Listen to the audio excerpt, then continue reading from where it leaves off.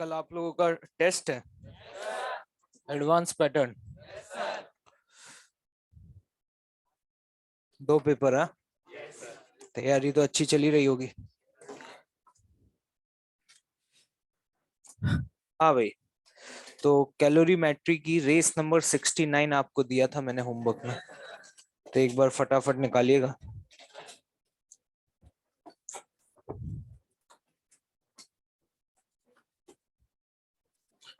कमरे में धुआं धुआं है या मुझे फील हो रहा है ऐसे?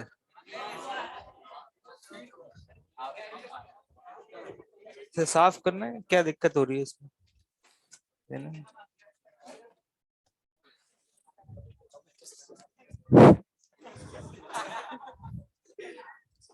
Race number 69। ओके, ठीक है।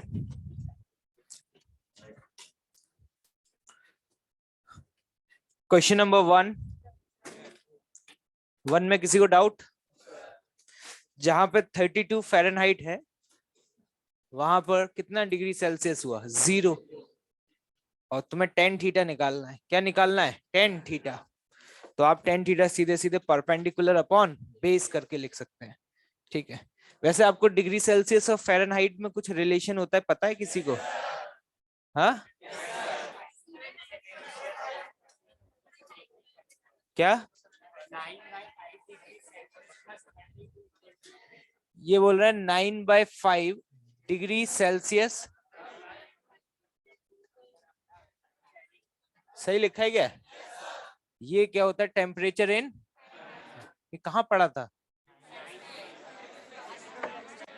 चलो ठीक है, पढ़ा है तो ठीक है, नहीं पढ़ा तो कोई दिक्कत की बात नहीं है। ठीक है, next question number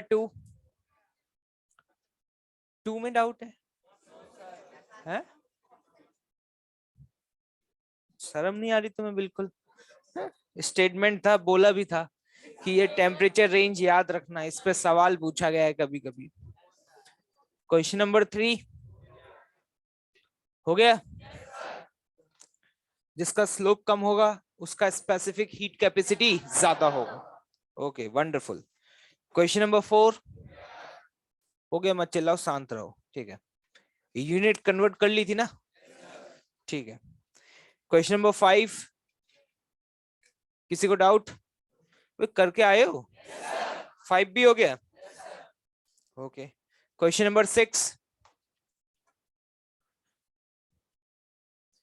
question number 6 में बोला गया है half the heat produce is absorbed by the body. Sir, heat कैसे प्रोड्यूस होगी?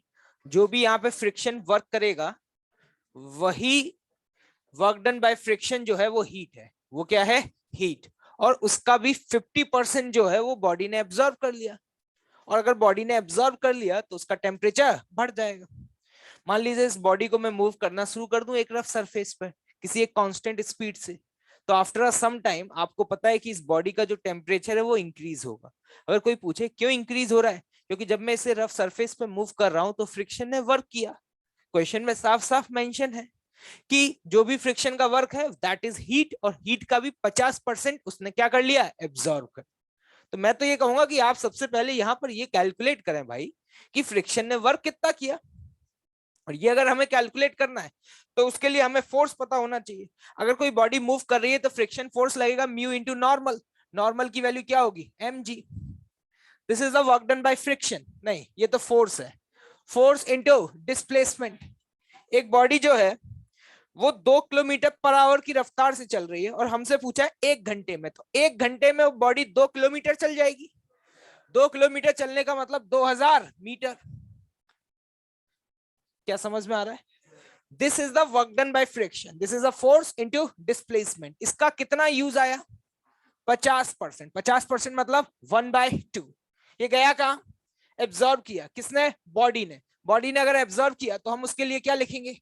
ms into delta T. नहीं आया समझ? अब यहां पे देख लेते हैं भाई, कुछ वैल्यूज दी हुई है, mm तो कैंसिल आउट ही हो जाएगा। ठीक है, लेकिन बी केयरफुल। यहां पर आप specific heat capacity of S की वैल्यू जब आप पुट करें तो उसे आप जूल में ही रखें, है ना? जूल पर केजी, मतलब एसआई यूनिट का थोड़ा सा ध्यान रखें, क्योंकि म्यू एम जी इंटू ये वैल्यू आपकी एसआई यूनिट में आएगी, क्योंकि ये डिस्टेंस भी आपने मीटर में लिखा है और जी की वैल्यू अगर आप यहाँ पर जो दी हुई है 9.8 यूज करेंगे तो ये तो पूरा ऐसा यूनिट में रखा हुआ है, तो इसे भी आप ऐसा यूनिट में ही रखें। ये वैल्यू 0.1 कैलोरी दी हुई है, तो 0.1 मल्टीप्लाइड बाय 4.2 इंटू 10 की power 3, this is the calorie, नहीं दिस इज व्हाट, जूल पर केजी डिग्री सेल्सियस। क्या लग रहा है, कुछ समझ में आया क्या? ये कैसे कन्वर्ट किया, ये आता है? एक कैलोरी में 4.2 जूल होते हैं, और नीचे ग्राम था, उसको किस में कन्वर्ट कर दिया, केजी में, तो 10 की पावर 3 का मल्टीप्लाई हो गया। यूनिट्स का थोड़ा सा ध्यान रखना होता है और कुछ नहीं है। कोई ये रॉकेट साइंस थी क्या? नेक्स्ट क्वेश्चन नंबर 7, किसी को डाउट?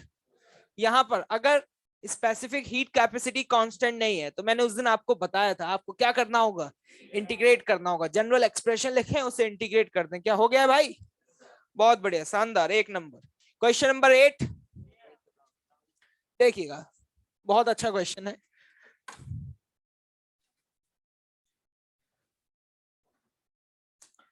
एक्चुअली में हमारे पास दो आइडेंटिकल ब्लॉक्स तो हैं। आइडेंटिकल ब्लॉक बोलने का मतलब ये हो गया कि दोनों का जो मास है वो क्या है, सेम है। ठीक, इस ब्लॉक का टेम्परेचर है 20 डिग्री सेल्सियस और इसका जो टेम्परेचर है वो कितना है, 80 डिग्री सेल्सियस। क्वेश्चन में साफ साफ मेंशन है कि जो स्पेसिफिक हीट कैपेसिटी है मटेरियल की, ये इंक्रीज कर रही है विद टेम्परेचर, ऐसा लिखा हुआ है। तो एक बात बताओ, अगर इन दोनों बॉडी को मिक्सअप करोगे तो इसका टेम्परेचर बढ़ेगा? अरे बढ़ेगा, ऐसे क्या देख रहे हो, बढ़ेगा ना भाई। इसका टेम्परेचर घटेगा। अरे आया कि नहीं आया? बहुत बढ़िया बात है। अगर एस कांस्टेंट होता, एस क्या होता, कांस्टेंट होता, तो मैं बता सकता हूं आंसर 50 आता। कितना आता, 50 आता। लेकिन आज एस की वैल्यू कांस्टेंट नहीं है, वो टेम्परेचर के साथ क्या हो रही है, वेरी हो रही है। तो एक बात तो मैं बोल सकता हूं, यहां पर अगर ए के लिए लिखना चाहूं, A into specific heat capacity of A, ये मैं इसकी एवरेज वैल्यू लिख रहा हूं। कौन सी वैल्यू लिख रहा हूं, average value into final temperature T हो गया, तो टी -20, क्या ये लिख सकता हूं, this is the amount of heat. ये वो अमाउंट है हीट का जो किसने एब्जॉर्व किया है, ए ने एब्जॉर्व किया है। इसी तरीके से अगर मैं यहां पे लिखूंगा तो यहां लिखूंगा m into S B into 80 minus T. लेकिन ये एस बी का वैल्यू तो लगातार चेंज हो रहा है। बिल्कुल कहा आपने कांस्टेंट क्यों मान लिया, ये तो वैल्यू चेंज हो रहा है। तो मैंने कहा कि मैंने ये एवरेज वैल्यू ली है। कौन सी वैल्यू ली है, एवरेज वैल्यू ली है। एम से एम कैंसिल हो गया। एक बात बताओ, इसका टेम्परेचर 20 से बढ़कर टी आया और इसका टेम्परेचर 80 से टी पहुंचा, तो ऑन एन एवरेज हमेशा किस बॉडी का टेम्परेचर ज्यादा रहा, ए का या बी का? क्या हमेशा बी का टेम्परेचर ए से ज्यादा रहा? और क्वेश्चन में साफ साफ दिया हुआ है कि ये स्पेसिफिक हीट कैपेसिटी टेम्परेचर के साथ बढ़ रही है। तो अगर इसका टेम्परेचर ज्यादा रहा तो क्या इसकी एवरेज वैल्यू इसकी एवरेज वैल्यू से ज्यादा आएगी या नहीं आएगी? सोच लो आराम से, ये वैल्यू ज्यादा आएगी या ये ज्यादा आएगी? ये वाली ज्यादा आएगी, क्योंकि इसका टेम्परेचर हमेशा इस बॉडी से क्या है, ज्यादा। तो मैं इन एक्सप्रेशंस को देखने के बाद इतना तो बोल ही सकता हूं कि एस ए और एस बी में कौन ज्यादा होगा। अभी भी नहीं आया, लेकिन ये आपको बात समझ आ रही है, इन दोनों का प्रोडक्ट अगर बराबर है लेकिन ये वाला टर्म इससे ज्यादा है, तो इसका मतलब ये गारंटी है कि t-20 की वैल्यू को 80 - t से ज्यादा होना पड़ेगा। देखो कैसे देख रहे हैं, अगर दो चीजों का प्रोडक्ट बराबर है तो ऑब्वियस सी बात है, अगर ये छोटा है तो ये बड़ा होगा और ये बड़ा है तो ये छोटा होगा। तो क्या ये वैल्यू होनी चाहिए? अगर ये वैल्यू है तो ध्यान से देखना, यहां से आपके पास आया 2t and this is greater than what, 100, मतलब t is greater than what, 50। तो फाइनल टेम्परेचर जो होगा बॉडी का, that should be a more than 50 degree Celsius.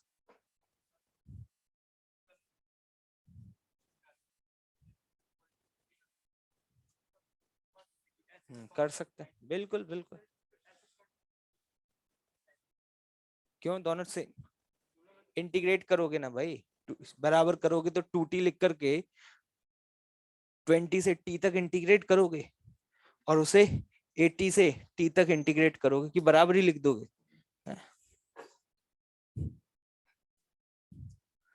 Question number 9, 9 हो गया, क्या बात कर रहे हो? हाँ, मास दोनों का क्यों? अरे साफ साफ यही तो सिखाया था। ये स्पेसिफिक हीट कैपेसिटी दी है या हीट कैपेसिटी? तो क्या मास की जरूरत पड़ेगी क्या भाई?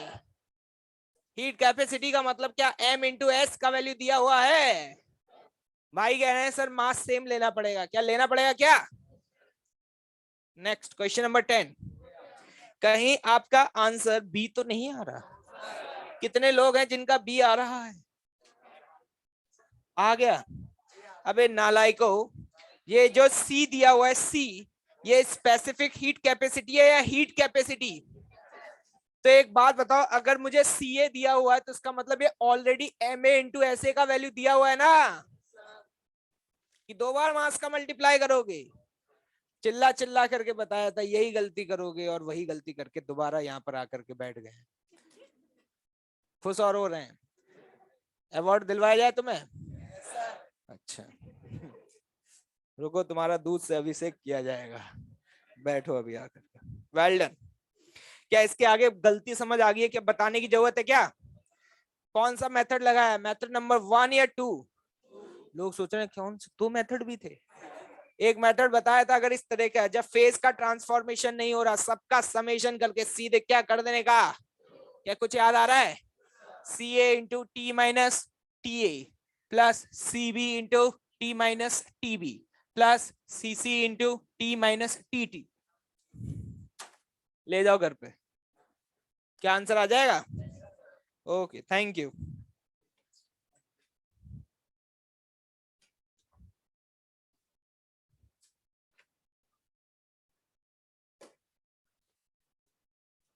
लाइए भाई, शीट दीजिए। कैलोरीमेट्री की शीट भी दी थी, हाँ निकालिए।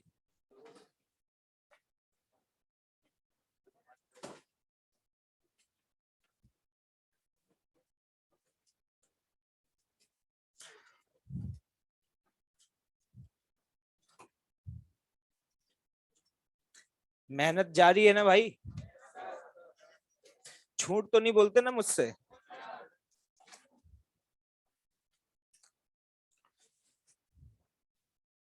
आई थिंक ओवन दिया था, क्वेश्चन नंबर 10 से दिया था। चलिए बताइए क्वेश्चन नंबर 10। देखो ये इंफॉर्मेटिव क्वेश्चन है। हीट इज एसोसिएटेड, हीट कैसे मोशन के साथ एसोसिएटेड है, ऑर्डर्ड मोशन या सर रैंडम मोशन? सर इसका मतलब बता दो तो अच्छा रहेगा, हमें तो मतलब भी नहीं पता है ना। वैसे तो जब हम केटीजी एंड थर्मोडायनेमिक्स आगे जाकर के एक चैप्टर पढ़ रहे होंगे, वहां पे जाकर के ये सारी चीजें हमें समझ आएंगी। लेकिन एक मैं आपको बात बता दूं कि जब गैस मॉलिक्यूल्स मूव कर रहे होते हैं, तो गैस मॉलिक्यूल किसी पर्टिकुलर दिशा में मूव करते हैं या हर दिशा में मूव करते हैं? इनका मोशन ऑर्डर्ड होता है, रैंडम होता है। इसलिए सर ने आपको बताया होगा कि एवरेज वेलोसिटी 0 होती है और V R M S square root of 3 RT बटे एम होती है। ये सब आता है? क्या बात कर रहे हो? तो मोशन रैंडम है, क्या है? Random motion. तो रैंडम मोशन के साथ एसोसिएटेड जो एनर्जी है वही हीट एनर्जी होती है। ठीक है। ऑर्डर्ड मोशन होता है, सभी एक लाइन में चल रहे हैं, सभी एक लाइन में चल रहे हैं, तो उससे साथ एसोसिएटेड एनर्जी को हम हीट एनर्जी नहीं बोल सकते। इसको बस इतना ही याद रखना, जब सही वक्त आएगा तो इसके बारे में हम डिटेल में चर्चा भी करेंगे। ठीक है, इंफॉर्मेशन है।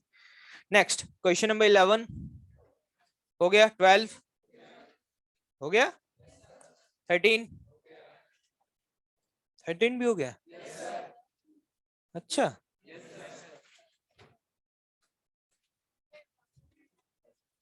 कंटेनर को तो इवेपोरेट नहीं कर दिया था? बोलो कंबोज साहब, मुंह मत खोलना, बता दिए, बंद रखना बिल्कुल। 14 में डाउट होगा, हवा भी नहीं लगी होगी। बिल्कुल, अभी देख करके समझ आया, ये वाला टॉपिक तो अभी मैंने पढ़ाया ही नहीं है। ठीक है, फ्लो कैलोरी मीटर बचा हुआ है, उसको पढ़ाऊंगा, उसके बाद होगा। छोड़ दो छोड़ दो, ए बातचीत नहीं, छोड़ दो, बस इतना बोला ना। मुंह बंद। छोड़ने का मतलब क्या होता है?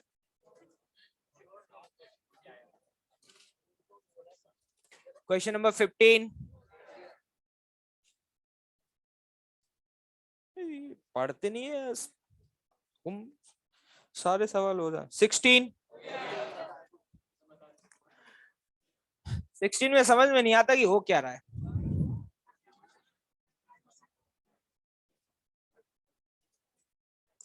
एक आइस ब्लॉक को ऊपर से फेंका गया, ठीक है, मान लो यहां से फेंका गया और ये हाइट है h, ब्लॉक का मास है m।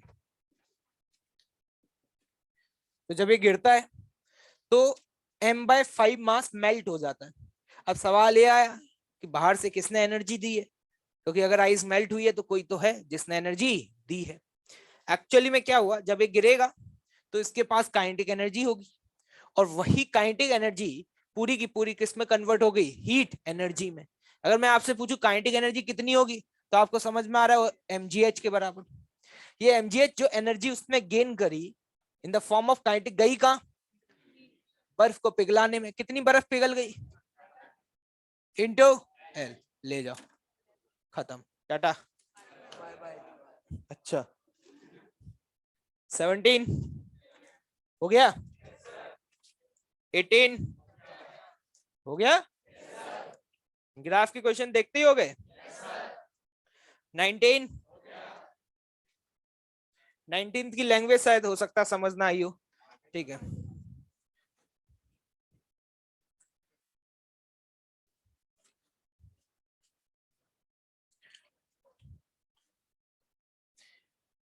Heat capacity of 8 volumes of A is equal to the heat capacity of 12 volumes of B। Basically वो ये कहना चाह रहा है कि A की हीट कैपेसिटी ये होती है और B की हीट कैपेसिटी J होती है, ये बराबर है। ये क्या है, बराबर। We have to find the ratio of a specific heat capacity.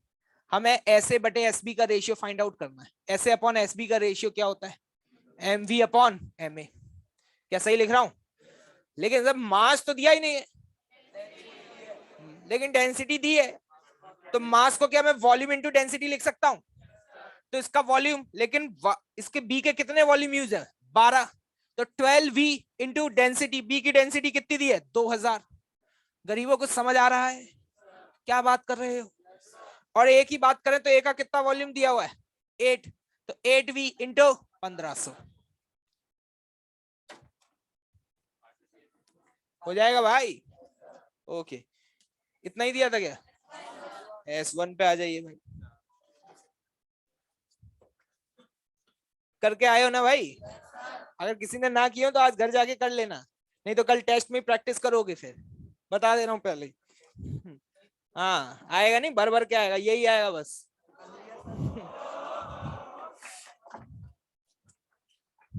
यही का मतलब यही नहीं है कि रोटेशन नहीं आएगा और वो नहीं आएगा, मतलब ये भी आएगा, ये ही आएगा। पता चले बस कैलोरीमेट्री पढ़ के गए थे और उसका एक ही क्वेश्चन मिला।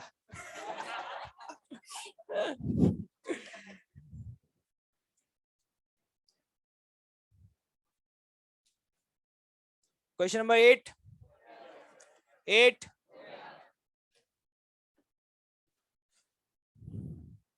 an aluminum container of mass 100 gram contains 200 grams of ice at -20 degree Celsius. सवाल अच्छा है, देखिएगा, बातचीत नहीं करने का भाई। 200 ग्राम आइस है, कितने पर है बेटा ये 200 ग्राम आइस, -20 डिग्री सेल्सियस पर, ठीक है, रखा हुआ है। लेकिन कंटेनर का मास भी मुझे दिया हुआ है 100 ग्राम। कितना दिया है, 100 ग्राम। हीट इज एडेड, हीटर लगा दिया भैया, जो हीट दे रहा है, और कितनी हीट दे रहा है एक सेकंड में, 100 कैलोरी पर सेकंड। क्या ये बात दी हुई है, एक्चुअली पावर दी हुई है, क्या दी हुई है, power. Find the temperature of a system after the 4 minutes, specific heat capacity of I और जे, ठीक है। देखो ये पूछा गया है कि 4 मिनट में फाइनल टेम्परेचर क्या होगा, तो पहले तो देख लेते हैं कि 4 मिनट में कितना इसको एनर्जी मिला। तो ऐसा सवाल हम कर चुके हैं, होना चाहिए था, पता नहीं क्यों नहीं हुआ। ये तो वही है, 4 मिनट कितना होता है, सब भूल गया हूँ यार तुम्हारे साथ रह रह करके। क्या मामला सही चल रहा है क्या, तो एक बात बताओ, ये कितना आ रहा है।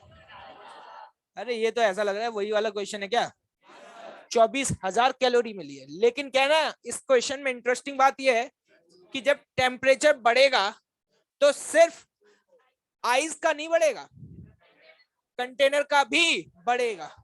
ठीक है, तो पहले तो ये देख लेते हैं कि 200 ग्राम आइस को, कितने को, 200 ग्राम आइस को -20 से 0 तक आने में कितनी एनर्जी चाहिए, M S into delta T. कितना आया ये, 2000, क्या सही लिखा है। कंटेनर को देख लेते हैं, कंटेनर का मास कितना है, 100, specific heat capacity 0.2 I think, हाँ 0.2 मतलब 1/5 इंटू 20। क्या मामला सही चल रहा है, कितना, 400। तो अभी जो एनर्जी मिली भाइयों, वो एनर्जी मिली 2400 कैलोरी। कितनी मिली, 2400 कैलोरी। क्या सही है। अब देखना है हमारे पास कितनी, लोग यहीं पे गलती कर देते हैं, लोग सोचते हैं खत्म, क्योंकि उनके लिए 2400 24,000 में कोई डिफरेंस नहीं होता, क्योंकि जीरो की कोई इज्जत नहीं होती। अरे नालायक। लेकिन अब इसके बाद फेज का चेंज होगा, और जब फेज चेंज होगा तो टेम्परेचर चेंज नहीं होगा, और उस दौरान ये कंटेनर कोई भी हीट एब्जॉर्ब नहीं करेगा। ये बात समझ में आ रही है, पक्का। तो पहले देख लेते हैं कि अगर बर्फ को पिघलाना है तो 200 इंटू 80 कितना चाहिए, 16,000। भाई लग रहा है क्या पूरी पिघल जाएगी, बिल्कुल पिघल जाएगी भाई, पूरी बर्फ पिघल चुकी है।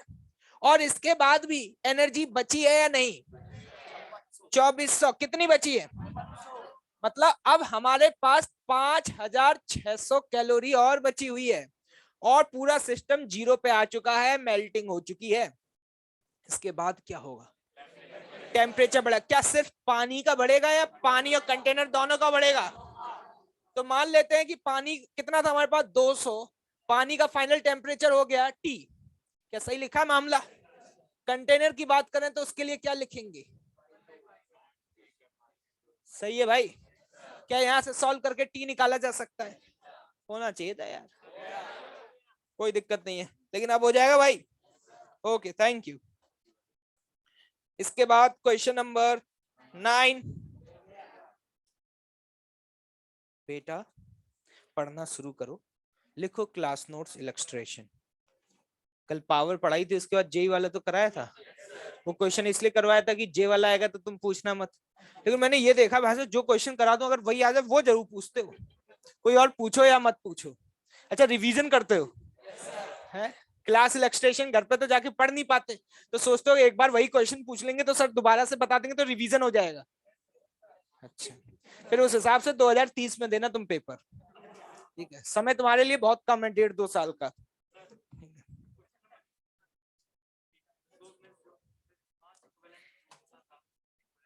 हाँ ठीक है, लेकिन कोई मतलब नहीं, इतनी मेहनत कर क्यों रहे हो, जबरदस्ती क्यों कर रहे हो, जबरदस्ती।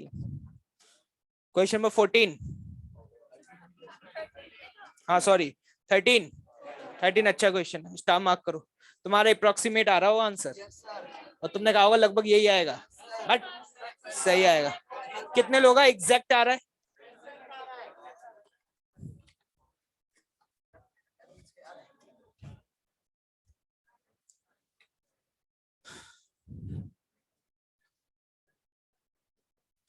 बढ़िया क्वेश्चन है।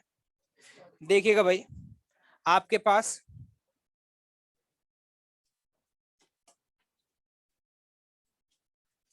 स्टार मार्क कर लेना इसको, ऐसा कुछ है नहीं स्टार जैसा, लेकिन फिर भी ठीक है क्वेश्चन, गलती हो जाती जल्दबाजी में।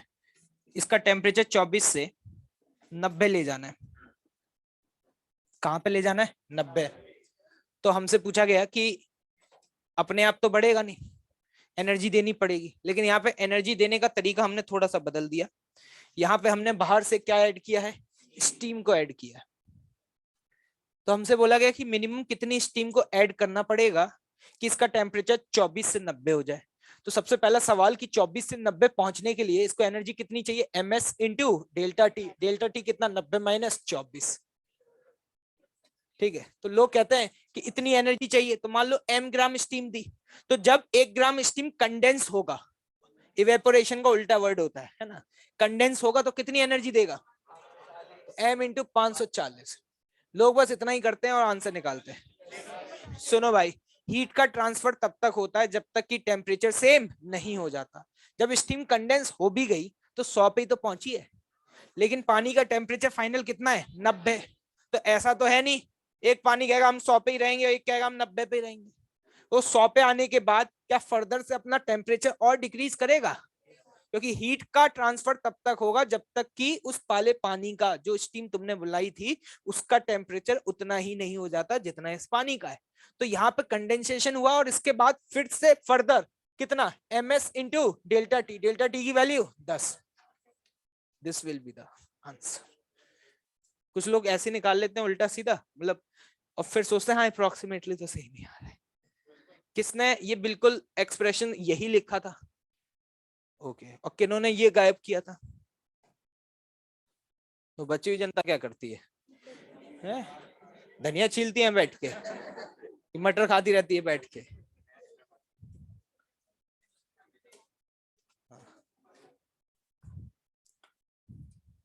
If nothing is mentioned तो हम यही मानेंगे कि स्टीम कितने पर है, 100 पर। क्वेश्चन नंबर 14 हो गया? ग्राफ वाला क्वेश्चन हो गया? गप्पे मत मारो यार, हो गया क्या?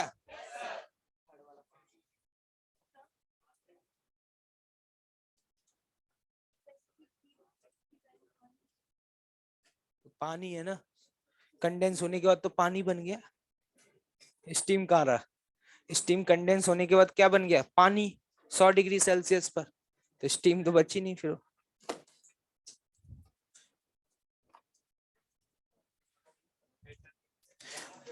कल वाला पाप निकालना जरा, कल का कुछ रह गया था ना थोड़ा सा लास्ट मोमेंट पर। हाँ, लाओ लाओ निपटाते हैं यार, खत्म करो यार। तो लाओ, शीट नहीं है क्या रोटेशन की?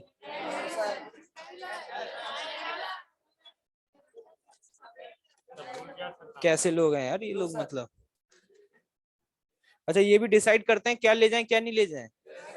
नहीं, कुछ चीजें तो हमेशा बैग में रखनी चाहिए, पहले भी तो बताया एक बात।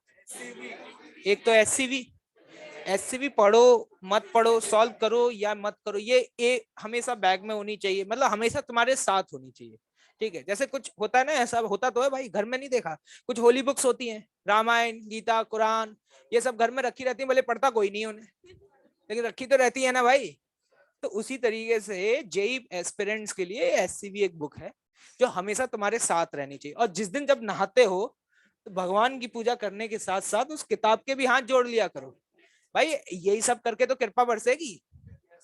समझ रहे हो क्या कह रहा हूँ? ठीक, मेहनत से तो कुछ होगा नहीं, क्या पता ऐसे ही कोई चमत्कार हो जाए। हाँ, यही है। ये एक तो ये तुम्हारी बोतलें जो है ना भाई साहब,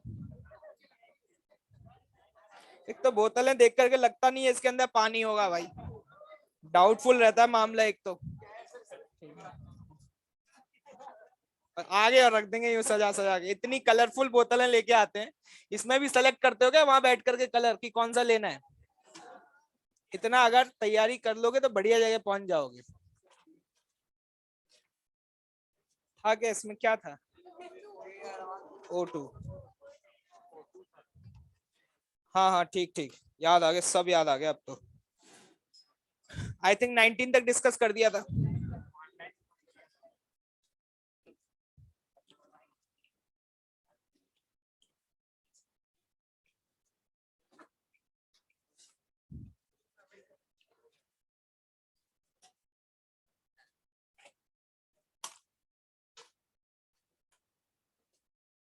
अरे ओ कबूतर,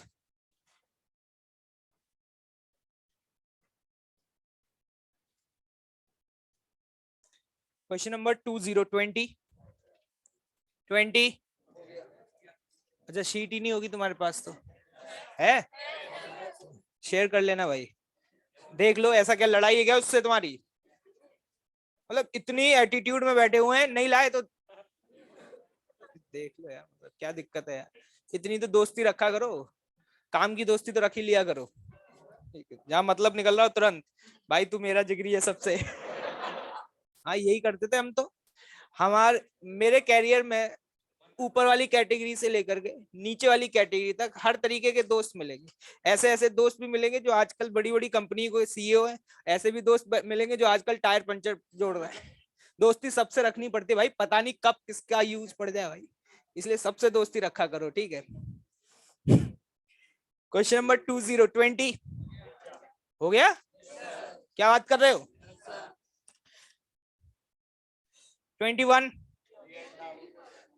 21 पर स्टार मार्क करें और दिमाग चलाएं थोड़ा सा। एक दिन मैं मंडे को डिस्कस करूंगा, लेकिन वक्त दें, अच्छा क्वेश्चन है, सिर्फ सोचने का है। मैं भी इसमें कोई ऐसा क्वेश्चन लिखने वाला नहीं हूँ, ठीक है। मैं बस ऐसे ही समझाऊंगा ओरली, ठीक है, उसमें कुछ है ही नहीं ऐसा। अगर आप सोच पा रहे हैं कि वो क्या लिखा हुआ है क्वेश्चन, क्योंकि आधी जनता को तो क्वेश्चन ही नहीं समझ आया होगा। कितने लोगों से हो गया था फर्स्ट अटेम्प्ट में? अरे शानदार, ओके वंडरफुल। क्वेश्चन नंबर 22 देखिएगा। मैं आपसे एक बात पूछना चाह रहा हूं, जैसे कि आपने जो रिलेशन, बोल मत दियो अब, बता रहा हूं, हाँ ये तंदूर बना देंगे यहीं पे मार मार के, ठीक है। जो रिलेशन फोर्स और मोमेंटम में होता था, कुछ वैसा ही रिलेशन, जैसे कि आप फोर्स को इस तरीके से डिफाइन करते थे,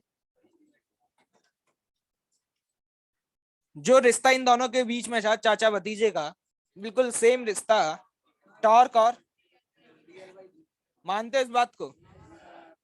ठीक है। एक बात बताना, यूनिफॉर्म सर्कुलर मोशन पढ़ा है तुमने? यूनिफॉर्म सर्कुलर मोशन में क्या होता था कि बॉडी की स्पीड कांस्टेंट रहती थी, और ये मोमेंटम है और फोर्स इधर लगता था।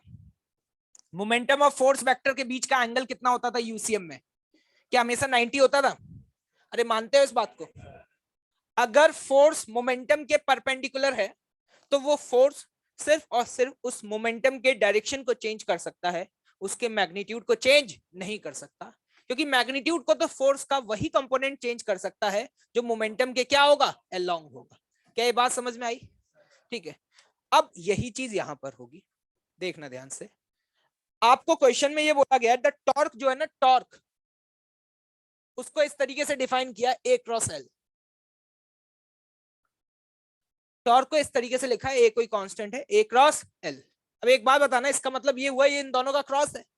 तो मैं आपसे पूछूं, टॉर्क और एंगुलर मोमेंटम के बीच का एंगल कितना होगा? क्या क्रॉस प्रोडक्ट पढ़ा है तो आपको समझ में आ रहा है? 90 होगा। मतलब जो टॉर्क है वो एंगुलर मोमेंटम के परपेंडिकुलर है।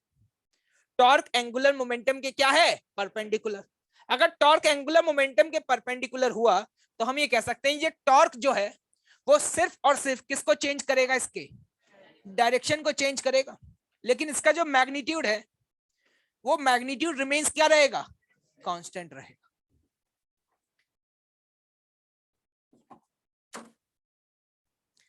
क्या लग रहा है, कुछ समझ में आ रहा है? ठीक है सर, ऐसा हमने एग्जांपल कभी देखा है कि हाँ देखा था, तुम्हें पता नहीं चला कि कहाँ देखा था? ठीक है, देखना भी समझ आ जाएगा। यही पार्ट में डाउट था ना तुम्हें, सी में? पढ़ो अब जल्दी से। सर ये कहाँ पे देखा था, बताएंगे क्या? हाँ बताना चाहूंगा।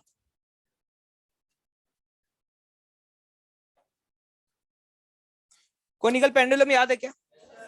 पक्का? ठीक है, उसमें इस तरीके से घूम रहा होता था। ठीक है, ओके वंडरफुल।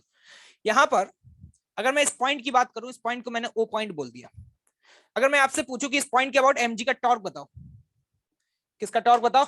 एमजी का नहीं, नेट टॉर्क बताओ इस पॉइंट के अबाउट, है ना? तो इस पॉइंट के अबाउट टेंशन का टॉर्क, सिर्फ किसका टॉर्क आएगा? एमजी का। क्या मानते हो इस बात को? और बताना एमजी का टॉर्क कहां आएगा? आर, ये रहा आर क्रॉस एमजी, कहां आएगा? अंदर की तरफ आएगा। मानते हो? मैं कह सकता हूं एमजी का टॉर्क जो है वो अंदर की तरफ होगा, ये देख लेना अपने आप। एमजी का टॉर्क कहां आया? अंदर की तरफ। अब बात कर लेते हैं एंगुलर मोमेंटम। किसकी बात कर लेते हैं? Angular momentum. एंगुलर मोमेंटम की अगर बात करोगे तो अभी इसकी वेलोसिटी ऐसे है, अंदर की तरफ, और ये इसका आर वेक्टर, ये इसका क्या है? R vector. क्या कुछ समझ में आ रहा है? तो अगर तुम देखोगे तो ये आर है और वेलोसिटी क्या है? अंदर, तो आर क्रॉस वी, थम इधर आ रहा है, तो ये है एल वेक्टर और ये है टॉर्क वेक्टर। क्या एल वेक्टर इस बोर्ड के प्लेन में है या नहीं है? हाँ या ना का जवाब दो। क्वेश्चन खत्म हो चुका है, क्वेश्चन पहले ही खत्म हो गया। टॉर्क कहाँ है? परपेंडिकुलर। ये यही केस है। इस केस में पता है क्या होगा?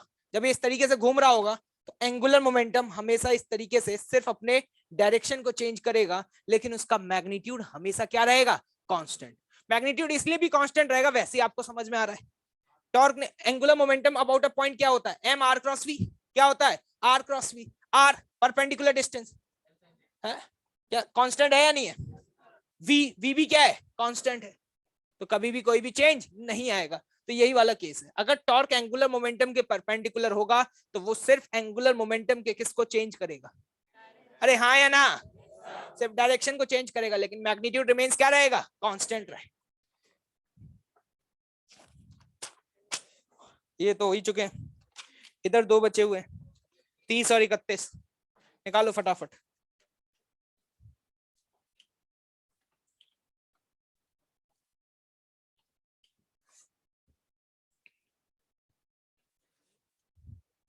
Yes, question number 31।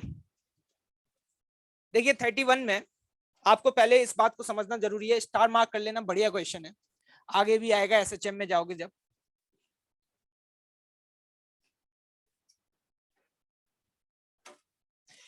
Sorry 30 discuss कर रहा हूँ, 31 नहीं 30, ठीक है चलो 31 ही कर लेता हूँ पहले, बोल ही दिया है तो ठीक है।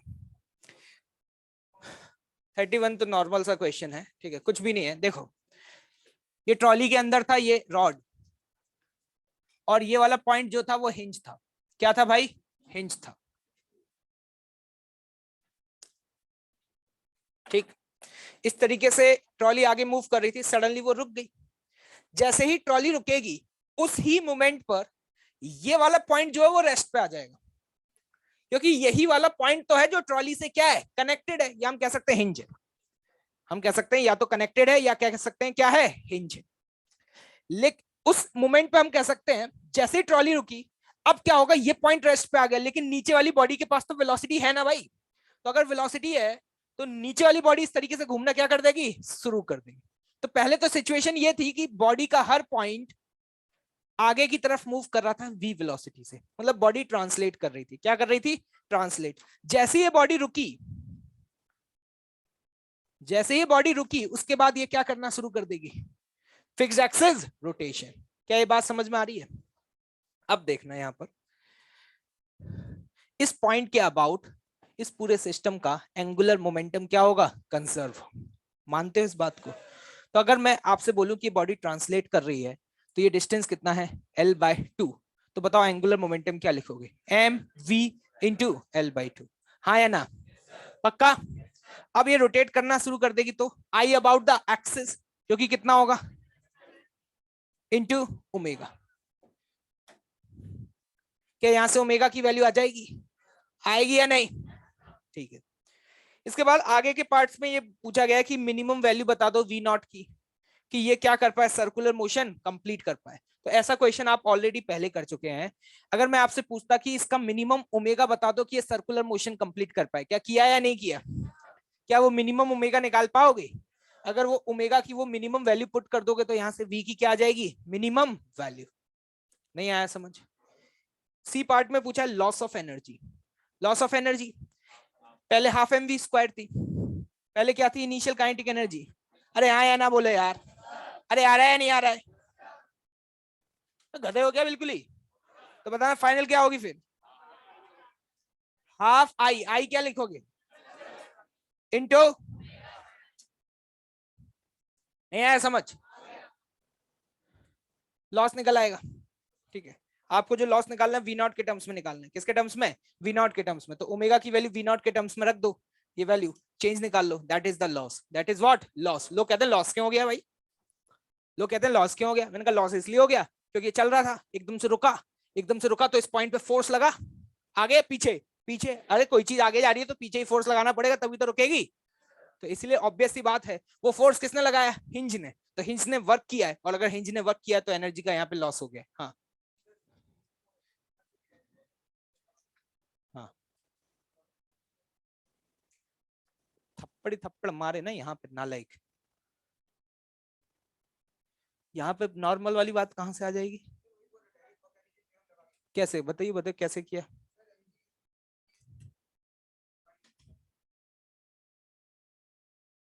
मतलब यहाँ पे तुझे बस यहाँ तक पहुंचाना है, रॉड के ऊपर, यहां तक पहुंचा के यहाँ पे इसका ओमेगा क्या कर देगा, 0। हाँ फिर और कैसे, इसके अलावा भी कोई मेथड है क्या? मतलब ये तो है ये तो यही करते हैं, इसके अलावा क्या करते हैं मैं वो जानना चाह रहा हूँ, जो तू बोल रहा था थोड़ी देर पहले, तो नॉर्मल 0 कर रहा था ना, वो बोल तो सही एक बार। मुझे ये समझना है कि वो नॉर्मल कहाँ का 0 कर रहा था तू। हैं? बोल, ये यही खौफ चाहिए मुझे बस। कहीं नॉर्मल वॉर्मल की कोई चर्चा होगी क्या यहाँ पे? मिक्स कर रहा है सब कुछ। ठीक है, क्वेश्चन नंबर 3030। तो ये अच्छा क्वेश्चन है। जब उस स्पेयर को नॉन विस्कस लिक्विड से फिल किया है, किससे फिल किया है, नॉन विस्कस लिक्विड से आपने फिल किया है, तो वो सिंपली ट्रांसलेट करेगा। क्या करेगा, ट्रांसलेट करेगा। तो उस केस में आप उसे एज अ पार्टिकल ट्रीट कर सकते हैं। कैसे ट्रीट कर सकते हैं, एज अ पार्टिकल ट्रीट कर सकते हैं। लेकिन दूसरे वाले केस में वो एक सॉलिड रिजिड स्पेयर है। क्या है, एक सॉलिड स्पेयर है। मेरी बात समझ आ रही है? तो उसे आप एज अ पार्टिकल ट्रीट नहीं कर सकते। तो उस केस में हम ये कहेंगे कि उस केस में जब वो रिजिड स्पेयर है, तो जब ऊपर से नीचे आ रहा है तो पॉइंट ओ के अबाउट वो फिक्स एक्सिस रोटेशन कर रहा है। क्या कर रहा है, पॉइंट ओ के अबाउट फिक्स एक्सिस रोटेशन कर रहा है। क्या लग रहा है कवाड़ियों को, समझ में आया? अब ऑप्शंस पढ़ते हैं। पहले वाले केस में kinetic energy in case of a liquid will be more that in case of a solid. पहली बात तो ये समझ लो, काइनेटिक एनर्जी, ठीक है, वर्क एनर्जी थ्योरम कहता है work done by all the forces equal to change in kinetic energy. दोनों केस में work done by gravity same है, क्योंकि दोनों ही केसेस में सेंटर ऑफ मास क्या सेम हाइट नीचे आया है? अरे आया या नहीं आया? तो इसका मतलब ये हुआ, इसका मतलब ये हुआ कि काइनेटिक एनर्जी तो दोनों केस में क्या होगी, सेम होगी या अलग अलग होगी, सेम होगी। अब हम बात कर लेते हैं, देखो पहले वाले केस में पता है आप एक्सप्रेशन ये लिखोगे एम जी एच बराबर half M V square. This is the case number 1।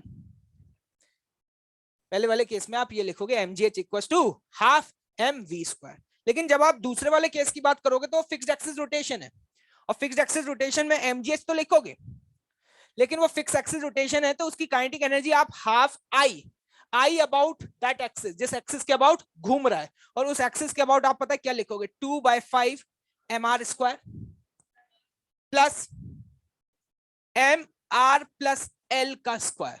ये क्या लिखा है, नहीं आया होगा। सेंटर से उस वाले पॉइंट का, अगर मान लो रॉड की लेंथ एल है, रॉड की लेंथ क्या है, एल। ये चीजें अभी तुम्हें लग रही होंगी हाँ ठीक है, लेकिन यही चीजें ना आगे जाकर के तुम्हें रुला देंगी। ठीक है, ये जो एटीट्यूड दिखा रहे हो ना, बैठे हुए कुछ नोट नहीं कर रहे, बताऊंगा तुम्हें, रुको।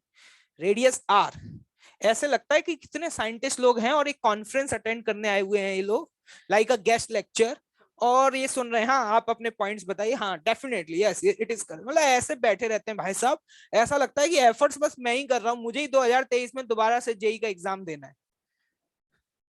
और कितनी बार समझा दिया, कुछ लोग तो नोट्स भी नहीं निकाल के बैठे हुए हैं, आराम से सुन रहे हैं। बहुत अच्छा लग रहा है, हाँ वंडरफुल पॉइंट। अब 5 महीने बाद ना सब बस फुल ही फुल लगेगा, बस वंडर समझ में नहीं आएगा कहाँ गया। तो कैसे लोग हैं यार, मतलब मोटिवेट करना पड़ता है इनको लिखने के लिए, पढ़ने के लिए। एक हमारा समय था।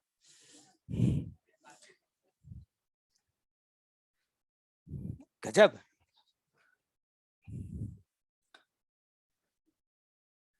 Half I about the axis of rotation into omega square, this will be the correct expression. समझ में आया? ठीक है। C part, about C angular momentum, C है सेंटर ऑफ मास। अगर ये बॉडी सिंपली ट्रांसलेट कर रही है, क्या कर रही है, ट्रांसलेट कर रही है। अगर ये बॉडी सिंपली ट्रांसलेट कर रही है तो सेंटर ऑफ मास के अबाउट एंगुलर मोमेंटम तो क्या हो जाएगा, 0। क्योंकि सेंटर ऑफ मास के अबाउट अगर आप एंगुलर मोमेंटम लिखना भी चाहते हो, एल अबाउट सेंटर ऑफ मास, तो यही तो लिखोगे आई about centre of mass into omega. तो जब बॉडी ट्रांसलेट कर रही है तो उस केस में ओमेगा क्या है, 0। और जब बॉडी रोटेट कर रही है तो डेफिनेटली उस केस में कुछ ना कुछ तो ओमेगा आएगा ना। तो यही पूछा गया है कि अबाउट सी एंगुलर मोमेंटम किस वाले केस में ज्यादा होगा, पहले वाले केस में, दूसरे वाले में, दूसरे वाले केस में। किस केस में, दूसरे वाले में। उन भाई साहब को बुलाओ, पता नहीं किस गम में डूबे हुए हैं, कौन छोड़ के चला गया पता नहीं। खड़े हो जाओ, हाँ हाँ हाँ, और कौन, मैं? क्या कोई दुख है तुम्हें जीवन में? हाँ क्या क्या बताया अभी, बताना। हाँ, देखना नहीं था, सुनना भी था। कंपेयर, कौन से नोट्स? हाँ तो मुझे बता देना कि मैंने क्या बोला, बस इतना बता दे तू। तो यही बता दे कौन सा क्वेश्चन चल रहा है। हाँ। शीट नहीं है, देखिए, देख रहे हैं, मतलब शीट ही नहीं है मतलब। ओ थैंक यू, आपने ये तो बताया कि रोटेशन चल रहा है, नहीं तो मैं तो सोच रहा था अभी आप ये बताने वाले इलेक्ट्रोस्टैटिक्स चल रहा है। वाह यार, थैंक यू यार, वंडरफुल। मुझे तो ये भी उम्मीद नहीं थी कि आप चैप्टर का नाम भी बता देंगे। हैं? शर्म नहीं आती तुम लोगों को बिल्कुल भी? हैं? आतंकवादी बन चुके हो गया तुम? हैं? एक तो होता है इंसान को देख देख करके ईमानदार बन जाते हैं लोग, हैं? लेकिन तुम शीट ही नहीं है, बैठे हुए हैं। बोला था इधर उधर से शेयर कर लो, बोला था ना डायलॉग, दोस्ती कर लो किसी से भी, बोला था अभी। अच्छा किसी पे नहीं है।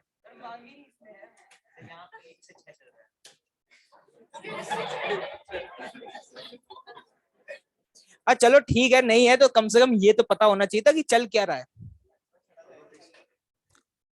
बैठ जाओ यार, टाइम वेस्ट मत करो तुम लोग। ये लो भाई, कभी कभी लगता है कि डिस्कशन तो अपने लिए ही करता हूं मैं, सिर्फ वो सुकून।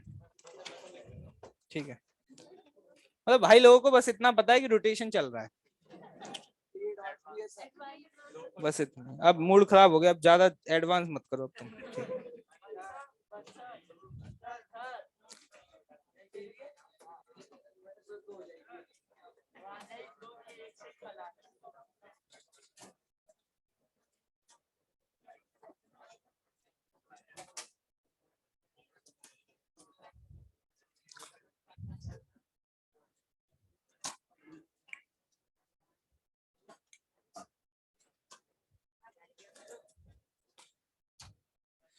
मैं चाहता हूँ एक ऐसी मशीन, मतलब बने, जो बाहर गेट पे लगी हो, और वो मशीन अपने आप डिटेक्ट कर ले कि कौन होमवर्क करके आया कौन नहीं करके आया। और और वो मशीन सिर्फ उसी को एंट्री दे जो होमवर्क करके आया। भाई साहब बहुत मजा आएगा पढ़ाने में भाई साहब, ठीक है। आधी क्लास तो खाली हो जाएगी। अब कुछ सोचना पड़ेगा ऐसा, मतलब।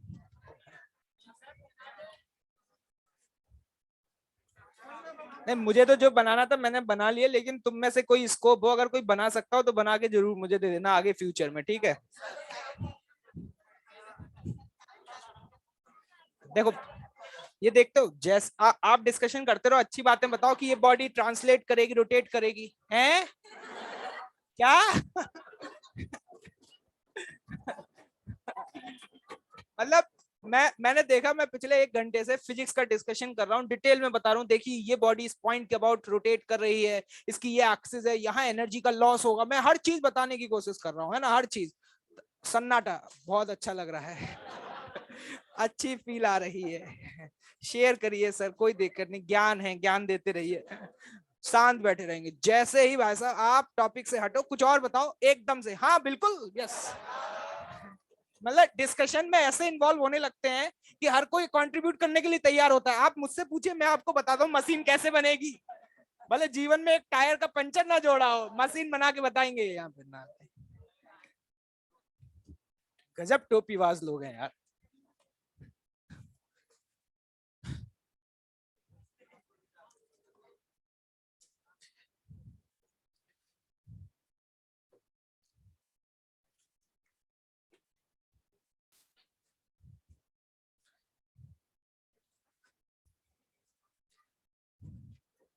ठीक है, नोट्स निकाल लीजिए, ये भी बताना पड़ता है मुझे, पता है कितना दुख की बात है। शीट निकाल लीजिए, फिर मैं वेट करता हूँ, मतलब कितना मुझे तुम लोग यार स्ट्रगल कराते, तो मैं नहीं पता होगा। मैं बोलूंगा प्लीज यार शीट निकाल लीजिए, मैं डिस्कशन कर रहा हूँ, फिर मैं वेट करता रहूंगा। ये सुनेंगे नहीं, हाँ ठीक है बोलता रहता। आपस में बात करते रहेंगे, फिर मैं थोड़ी देर बाद बोलूंगा प्लीज शांत हो जाइए, शीट निकाल लीजिए, है ना। फिर शीट निकाल, बहुत कष्ट के बाद शीट निकल आएगी, है। फिर निकाल, अब डिस्कशन कंप्लीट हो गया तो बाय डिफॉल्ट समझ में आ रहा है, ऑब्वियस सी बात है, भंडारा तो होगा नहीं कि आप पालती मार के बैठे हुए हैं, पत्तल। हाँ भाई चल रहा है, 2 रसगुल्ले हैं। तो उसके बाद भी इंटरेस्टिंग बात, उसके बाद फिर मुझे बोलना पड़ता है नोट्स निकाल लीजिए जैसे कि पता नहीं आज कुछ नया होगा, है ना। फिर पहली बार में तो सुनते ही नहीं है पहली बार तो एक बार बोला, 5 बार बोलेगा तो फिर 2 से 3 बार बोलूंगा प्लीज शांत हो जाइए, नोट्स निकाल लीजिए। चल यार 5 बार बोल दिया, अब निकालते हैं। और अभी भी कुछ नालायक ऐसे हंस रहे हैं, अभी भी निकाल नहीं रहे नोट्स यार। कितना मतलब मैं डिस्कशन कर रहा हूँ, कॉपी में लिख लीजिए हर चीज बतानी पड़ती है यार, मतलब किसने बोला था तुम्हें आईआईटी की तैयारी कर लो यार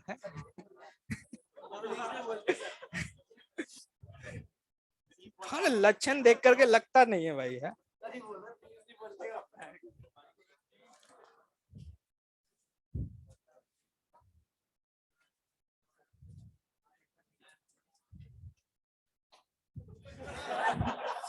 उससे कंट्रोल नहीं होता भाई है। क्या प्यास बहुत लगी है तुझे है?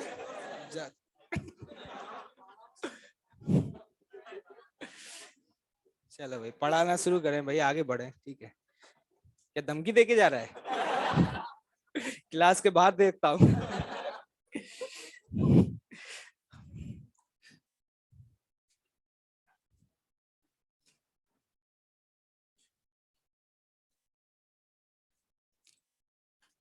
देखिए इस कैलोरीमेट्री में एक लास्ट टॉपिक बचा हुआ है, प्रॉब्लम ऑफ मिक्सिंग। इंटरेस्टिंग बात यह है कि यहाँ से भी बहुत ज्यादा सवाल पूछे जाते हैं कैलोरीमेट्री में। अभी जितने भी सवाल बचे हुए हैं ना, है ना, वो सर इसी टाइप के बचे हुए। सर क्या है इसका मतलब? पहला सवाल मैं खुद कराऊंगा और सब कुछ बताऊंगा, ठीक है। तुम्हें सिर्फ देखना है और सीखना है। अगर एक बार सीख गए तो ये सवाल तुम्हारे लिए चूरन है।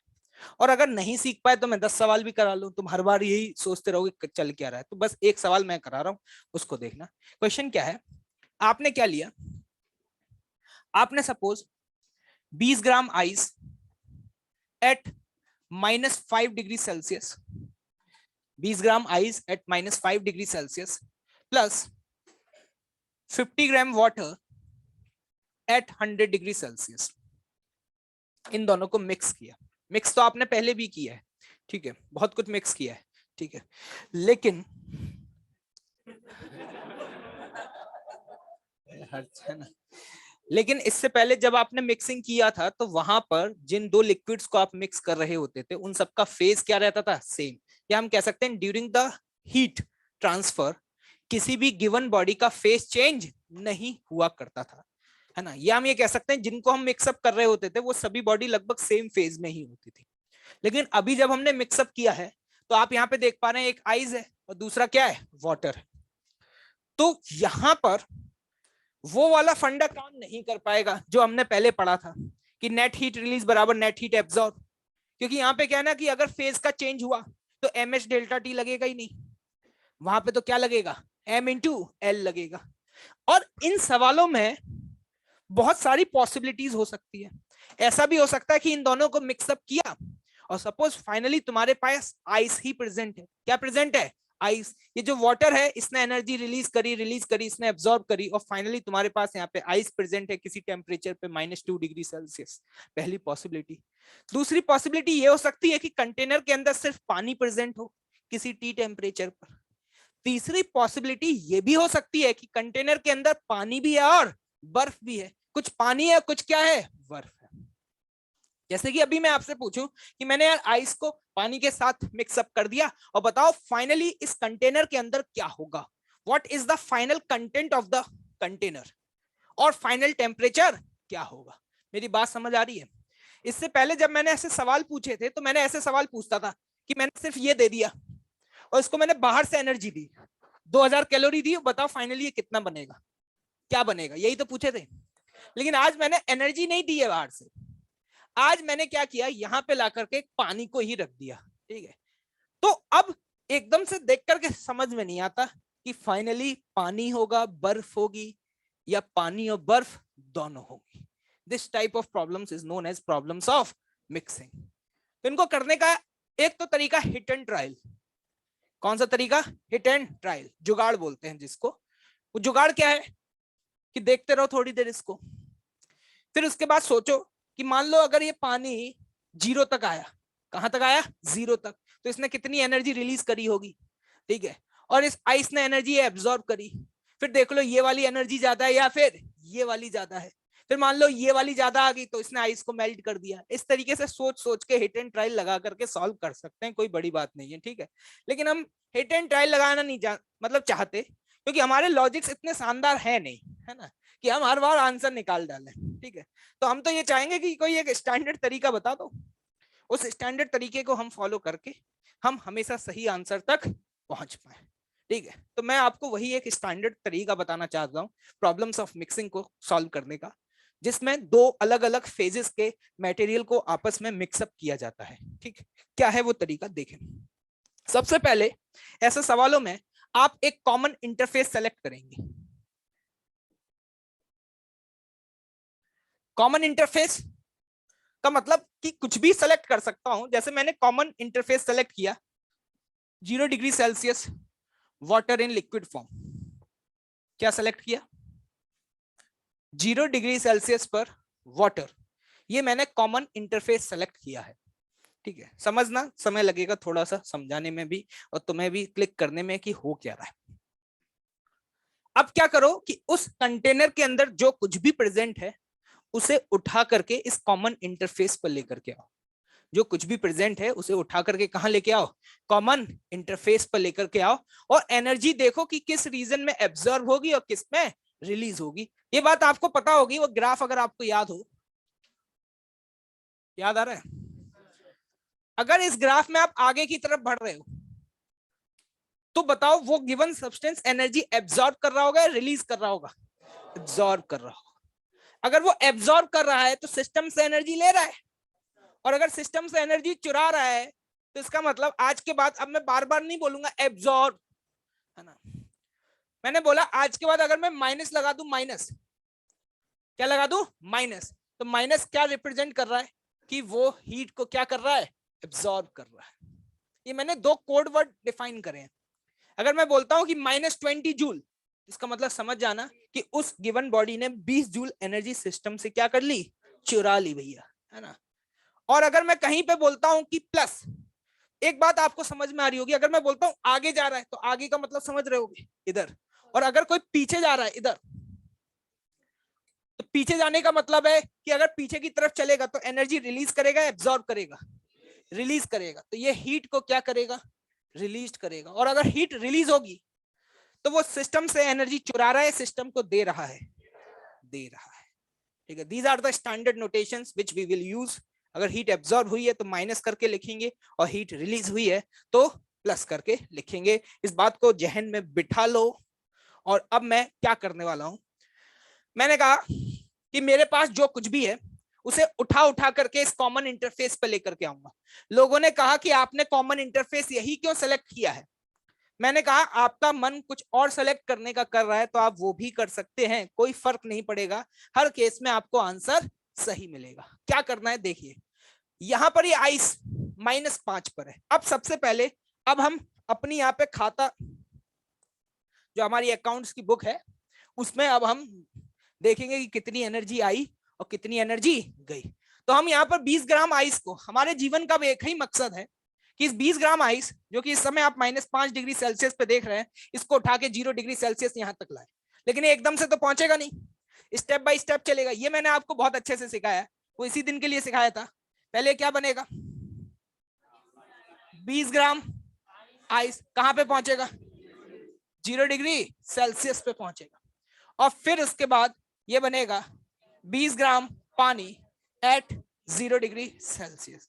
क्या गरीब भाई बंधु ये बात समझ आ रही है? तो एक बात बताओ, अगर वो यहां से यहां पहुंचा तो कितनी एनर्जी चाहिए, M S into delta T, क्या सही लिखा है क्या, तो 10 इंटू 5 कितनी, 50। ये आगे बढ़ रहा है पीछे जा रहा है, आगे बढ़ रहा है, समझ में आ रहा है? अगर ये आगे बढ़ रहा है तो एनर्जी एब्जॉर्ब करेगा, रिलीज, और यहां से यहां पहुंचने में देखना 20 इंटू 80 कितना, 1600। अब यहां पर अपनी अलग से एक खाता बुक जिसमें हम लिख रहे हैं कि कितना आया कितना गया। इसने सिस्टम से एनर्जी चुरा ली, क्योंकि ये अगर आगे बढ़ा है तो सिस्टम से लेकर ही बढ़ा है, कितनी चुरा ली इसने, 1650। तो हमने यहाँ पे लिख दिया 1650 कैलोरी दे दो भाई, ये ले गया तो माइनस लगा दिया, क्योंकि एनर्जी बैलेंस कर रहे हैं, देख रहे हैं कौन कितना लेके गया कौन कितना देके गया। ठीक है, अब ये हमारे पास 50 ग्राम पानी है भाई, 50 ग्राम पानी 100 डिग्री सेल्सियस पर है, क्या इसको भी 0 डिग्री सेल्सियस पे ले आए? तो ये तो सीधे एक ही स्टेप में आ जाएगा, ये तो सीधे 50 ग्राम पानी कहां पे आ गया, 0 डिग्री सेल्सियस। कितनी energy, m S into delta T, कितनी दी, 5000। सही लिखा है। तो मैंने कहा कि ये एब्जॉर्ब हुई है, सॉरी ये एब्जॉर्ब रिलीज कितनी हुई है, हाँ पहली बार बता रहा हूं तो वक्त लग रहा है समझाने में, समय ले रहा हूं, तुम्हें करने में वक्त नहीं लगेगा, बस समझ लो एक बार झटके में, एक बार में आंसर निकलेंगे। ठीक है, मैंने कहा बैलेंस करो, यही करते ना बिजनेस वाले लोग, क्या करते हैं दुकान पे बैठते हैं, कितना गया कितना आया, रात को बैठ करके जोड़ लेते हैं, इतना प्रॉफिट हुआ। तो हमने कहा ये देखो कि घाटा कितना गया कितना आया, कितना कमाया भाई, 5000 कमाया भाई ने, क्योंकि ये रिलीज हुआ है, क्योंकि ये पीछे आया है। और कितना खर्च किया, 1650। मैंने कहा हिसाब लगाओ कि हमारे पास नेट कितना बचा है, हाँ 3000।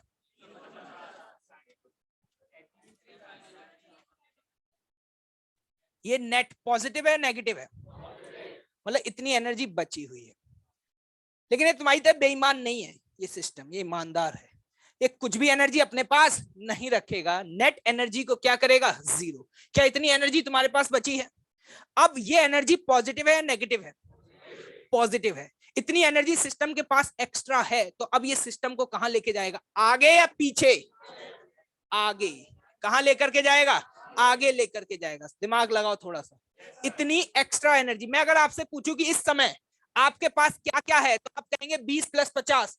मेरे पास 70 ग्राम पानी है, कितने पर, 0 डिग्री सेल्सियस पर। मेरे पास अभी इतनी एनर्जी प्लस में बची हुई है, प्लस में बची हुई मतलब इतनी सिस्टम को अब मैं दूंगा। क्या समझ में आया? और अगर मैंने सिस्टम को दिया तो मैं निकाल सकता हूं इतनी एनर्जी मिलेगी तो ये कहां तक पहुंचेगा। कैसे निकालोगे, m S into delta T बराबर 3350, डेल्टा टी बराबर 3350/70। 100 से ज्यादा तो है ही नहीं, तो कितना आ रहा है ये, जो भी आ रहा हो, ये है फाइनल टेम्परेचर। कितना, चलो ठीक है जो भी है, ये है फाइनल टेम्परेचर 335/7। ठीक है, this is the final temperature of a mixture. ठीक है, और फाइनली मैं ये कह सकता हूं मेरे कंटेनर के अंदर 70 ग्राम पानी इतने टेम्परेचर पे क्या है, प्रेजेंट है। देखो सोचो क्या किया है। सबसे पहले कॉमन इंटरफेस सेलेक्ट किया, जो कुछ भी था उस सबको उठा करके कॉमन इंटरफेस पे लेकर के आया, एनर्जी बैलेंस करी कि कितनी खर्च हुई, मतलब कितनी एब्जॉर्ब हुई और कितनी रिलीज हुई, एनर्जी बैलेंस शीट बनाई, देखा अगर पॉजिटिव में एनर्जी बच रही है तो इसका मतलब इतनी एक्स्ट्रा एनर्जी बची है, अगर एक्स्ट्रा बची है तो इस सिस्टम को कहां लेके जाएगा, आगे या पीछे, आगे लेके जाएगा। और अगर ये माइनस में होती कहां जाता, पीछे जाता। Note down this.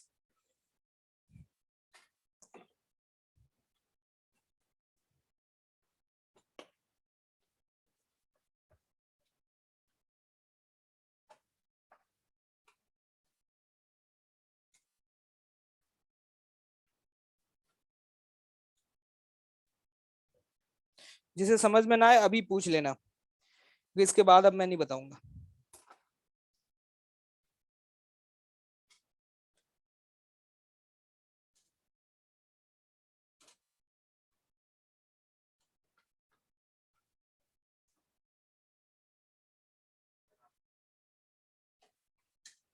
हाँ बता, पूछना है कुछ? ठीक है लिख लो, जल्दी लिख लो। अब मैं ये बता देता हूँ, अब इन पे जो सवाल आएंगे ना उसमें छापने के लिए कुछ होगा नहीं, ये ऐसी कैलकुलेशन होंगी तो एक एक झटके में करेंगे फटाफट।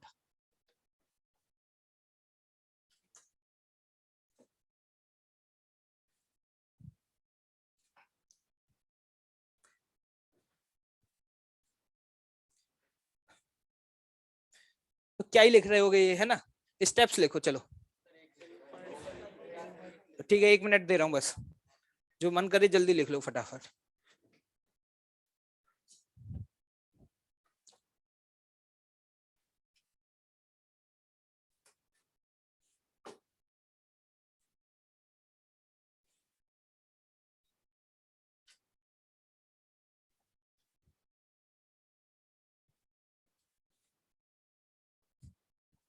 ये देख लो, एक बिल्कुल ही भंड है। कह रहे हैं कि माइनस के 1650 क्यों लिया, क्योंकि 20 ग्राम आइस जो कि -5 डिग्री सेल्सियस पर है, उसको यहां से यहां तक, सुन लेना तालिबानियों, ठीक है, -5 से 0 तक आने में 1600 + 50, 1650 अमाउंट ऑफ एनर्जी उसने क्या किया, एब्जॉर्ब किया। एब्जॉर्ब किया मतलब सिस्टम से ले लिया, सिस्टम से ले लिया मतलब माइनस के 1650।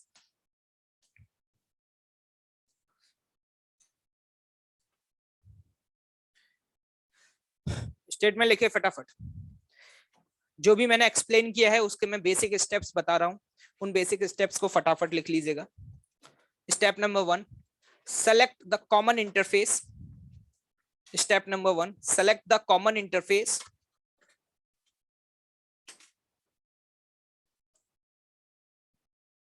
Step number 2,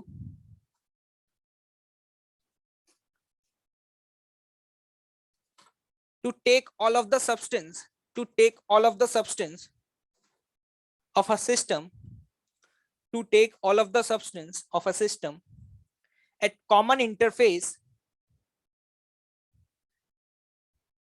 and find out the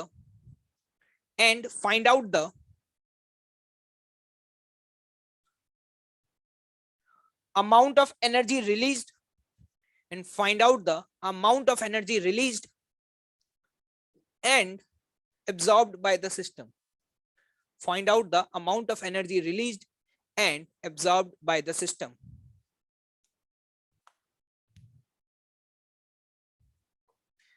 Next, third step, balance the energy equation. Third step, balance the energy equation.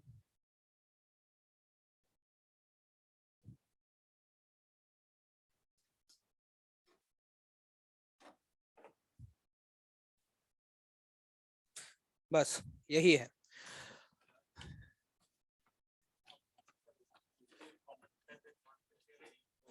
Common interface आप कहीं भी ले सकते हो, ठीक है। मैंने जैसे 0 डिग्री सेल्सियस वाटर लिया, कोई कहे मैं 0 डिग्री सेल्सियस आइस लूंगा, या मैं 100 डिग्री सेल्सियस वाटर लूंगा, कुछ भी ले सकते हो। बोल तो दिया कुछ भी ले सकते हो, इसका मतलब क्या होता है,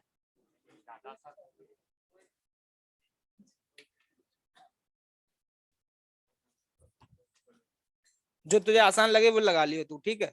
अब मुझसे जल्दी आंसर निकाल दियो, ठीक। जब बोला कुछ भी ले सकते हो, फिर भी कह रहा है ये वाला ले सकता हूँ, ये वाला ले सकता हूँ, बोल दिया।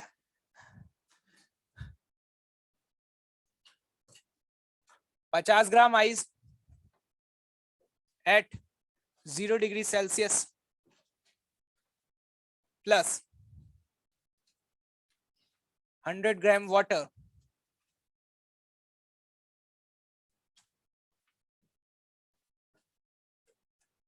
50 डिग्री सेल्सियस, या 40 कर लो, 40 डिग्री सेल्सियस, इसको मिक्सअप कर दिया।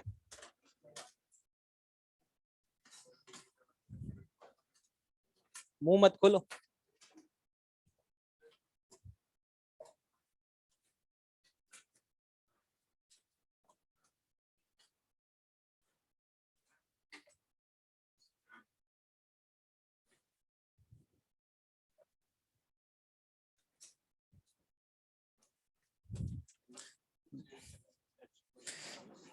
जल्दी फटाफट, ज्यादा वक्त मत लगाना, ताम झाम मत करना फालतू के। ऐसा डेटा लिया है कि एक झटके में आ जाए आंसर, ये तुम्हारा कॉन्फिडेंस बढ़ाने के लिए किया है। मेरा मत बढ़ा देना, तुम बता दिया अभी मैंने, बहुत ज्यादा बढ़ चुका है, लबालब भरा हुआ है अभी, है ना, ओवरफ्लो हो रहा है कॉन्फिडेंस, ठीक। या देखना ध्यान से, ये 0 है, 50 ग्राम कॉमन इंटरफेस मैंने क्या ले लिया, मैं 0 डिग्री सेल्सियस वाटर पे काम करता हूँ, ठीक है, मुझे अच्छा लगता है इसलिए। तुम्हारा किसी और पे काम कर मन करे वहां भी कर सकते हो, कोई दिक्कत की बात नहीं है। 50 ग्राम वाटर कहाँ पे, 0 पर। कितनी एनर्जी चाहिए, 50 × 80, कितनी आई, 4000, प्लस के या माइनस के, क्योंकि एब्जॉर्ब करेगा, आगे जा रहा है तो एब्जॉर्ब करेगा। यहां से 100 ग्राम ms इंटू डेल्टा टी, क्या समझ में आ रहा है भाई, ms डेल्टा टी, एक मिनट, 100 ग्राम वाटर, ये पीछे आ रहा है, कहां पे आ रहा है, 0 डिग्री सेल्सियस, कितनी एनर्जी रिलीज करेगा, m S into delta T कितनी आई बेटा 4000 प्लस या माइनस प्लस या माइनस प्लस। चलो भैया खाता संख्या बताइए कितना गया कितना आया जितना गया क्या उतना ही आया। इसका मतलब क्यू नेट की वैल्यू 0। क्या कुछ बचा है क्या निपट गया। तो इसका मतलब फाइनली तुम्हारे पास 50 प्लस 100 अभी हम कह सकते हैं फाइनली मेरे पास 150 ग्राम पानी जो कि कहां पे प्रेजेंट होगा 0 डिग्री सेल्सियस। नहीं आ रहा कर पाओगे अब तो आसानी है आगे बढ़ा जाए तैयार हो। ठीक है क्वेश्चन नंबर 3 50 ग्राम ice eight -20 degree Celsius plus 50 ग्राम पानी एट 40 डिग्री सेल्सियस।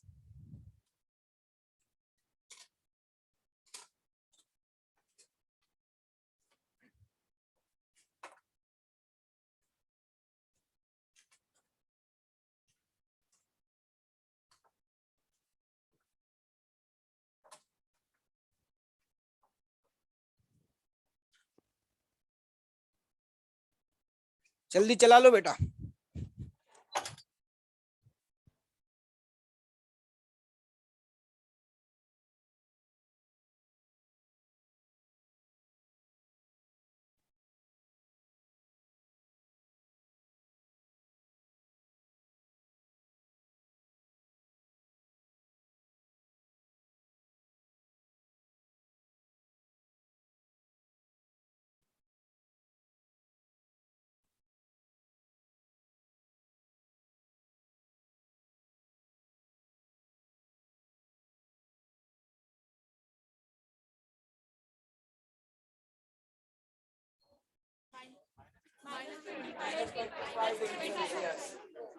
क्या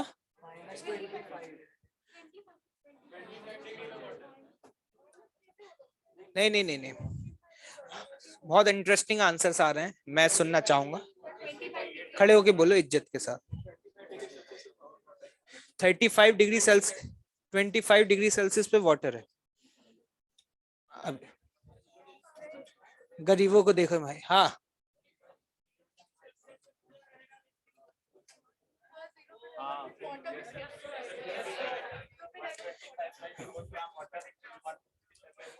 जब बट रही थी बुद्धि तो कहीं बैठ के खा रहे थे क्या है? कुछ लोग तो कह रहे हैं कि 40 डिग्री सेल्सियस पे रहेगा। लॉजिक ही काम नहीं कर रहा उनका। कुछ कह रहे हैं -35 पे रहेगा। अबे देखो कबाड़ियो देखो इतने आलसी हैं आप समझ में आया आलसी इतने हैं, जब बुद्धि बट रही थी तो सो रहे होंगे लाइन पे लगे ही नहीं होंगे सोचा होंगे बाद में चले जाएंगे इस चक्कर में मिल नहीं पाई बुद्धि। बस ओ करते रहना और कुछ मत करना स्टेप बाय स्टेप चलेगा। पहले आएगा 50 ग्राम 50 ग्राम तो है ही है क्या लिखता हूं 0 डिग्री सेल्सियस आइस। मैंने कॉमन इंटरफेस फिर से 0 डिग्री सेल्सियस वाटर लिया है। क्या लिया है 0 डिग्री सेल्सियस वाटर लिया है। फिर ये आएगा 0 डिग्री सेल्सियस पानी। देख लो यार देख लो है ना 50 कितना आया 500 सही चल रहा है। यहाँ पर देखते हैं 50 इंटू 80 कितना 4000। यहाँ पर अगर मैं पूछूं इस जोन में चुप ही रहो तुम अब मुंह मत खोलो है ना ठीक है। इस जोन में कितनी एनर्जी सिस्टम ने एब्जॉर्ब करी है ना तो एब्जॉर्ब करिए तो प्लस या माइनस माइनस कितना माइनस के 4500। ठीक है बैलेंस शीट तैयार। ठीक है आगे आते हैं इसकी बैलेंस शीट देखते हैं। ये 50 ग्राम ये तो सीधे एक ही स्टेप में आएगा और फाइनली 0 डिग्री सेल्सियस वाटर होगा। इसमें एनर्जी जो रिलीज होगी वो होगी m S into delta T जो कि मेरे हिसाब से कितना आएगा 2000। तो यहाँ पे अगर आपसे पूछा जाए क्यू रिलीज तो आप बोलेंगे 2000। इस बार भाई साहब चुराया ज्यादा गया है और मिला कम है। अगर मैं आपसे कहूं बैलेंस करो शीट तो घाटा हुआ या फायदा हुआ? कितने का? 2500 कैलोरी का घाटा है। यहां तक तो हर किसी ने निकालना चाहिए था। यहां तक तो पहुंच गए हो। अब तुम खुद बताओ कि माइनस में है तो ये सिस्टम, अभी मैं ये बोलूंगा कि मेरे पास मेरे सिस्टम के अंदर इस समय 100 ग्राम क्या है? पानी है। कितने पर है? 0 पर। हमेशा याद रखना माइनस का मतलब सिस्टम से निकालना है बाहर। क्या ऐसे सवाल नहीं किए थे तुमने? 3 दिन से यही तो करा रहा था यार। फैल क्यों रहे रायते की तरह? अगर यहां से एनर्जी बाहर निकाली गई 2500 कैलोरी, कितनी बाहर निकाली गई? 2500 कैलोरी।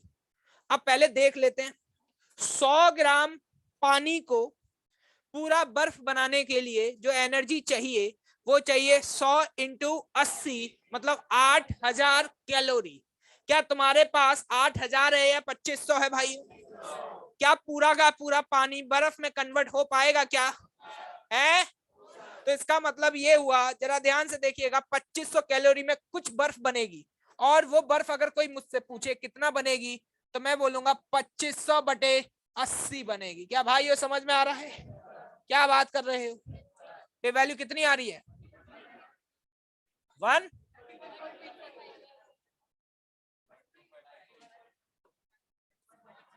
121 है। अच्छा वही। हाँ नहीं नहीं, बहुत अच्छे बहुत अच्छे। ये मैंने पूछा कितनी बनेगी, 125 बटे 4। बस धन्यवाद आप लोगों का। ठीक है, मैं खुद ही लिख लेता भाई, तुम मत बताया करो यार। कितनी है? 0.25। लेकिन भाई ये बर्फ है या पानी है? इतनी बर्फ मिलानी पड़ेगी। मिलानी नहीं पड़ेगी, इतनी बर्फ मिलेगी, है ना? बचा हुआ वाटर, बचा हुआ क्या होगा? वाटर। इतना वाटर होगा। और ये पूरा का पूरा मिक्सचर कहां पे प्रेजेंट होगा? 0 डिग्री सेल्सियस में, क्योंकि आइस और वाटर एक साथ सिर्फ और सिर्फ 0 पे ही प्रेजेंट हो सकते हैं। ये बता दो कि ये आंसर कितने लोगों का आ गया था? बेटा जब मैंने पूछा था तब तो आवाज किसी की नहीं निकल रही थी। बंसल साहब ये 35 डिग्री सेल्सियस कैसे आ रहा था तुम्हारा है?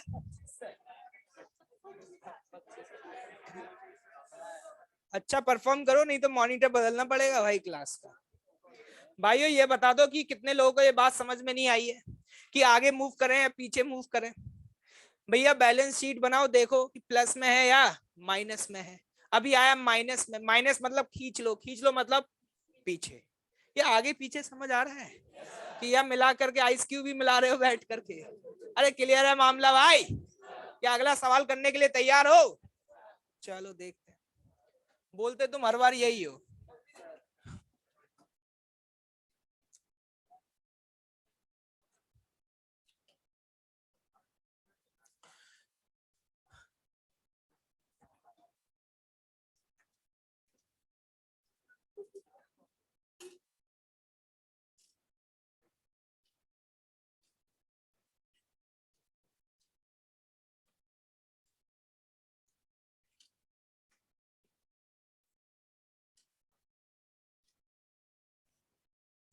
सौ ग्राम बर्फ, ये आखिरी सवाल है इस प्रोफाइल पर। ठीक है, इसके बाद थोड़ा और भी चीजें मिलाएंगे, बर्फ भी मिलाएंगे, पानी भी मिलाएंगे, स्टीम भी मिलाएंगे, सब मिलाएंगे एक साथ। जल्दी बताना। 100 ग्राम आइस एट -50 और 20 ग्राम पानी एट 10, दोनों को मिक्सअप कर दिया गया। बहुत फास्ट दिमाग चलना चाहिए, बता दिया।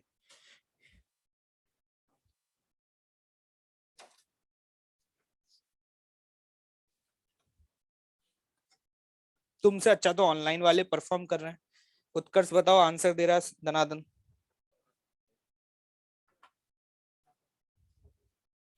आजकल वो नहीं दिखाई देता यार, कहाँ चला गया वो बढ़िया स्टूडेंट था? कहाँ है वो आजकल? स्वराज? हाँ, कहाँ आया था?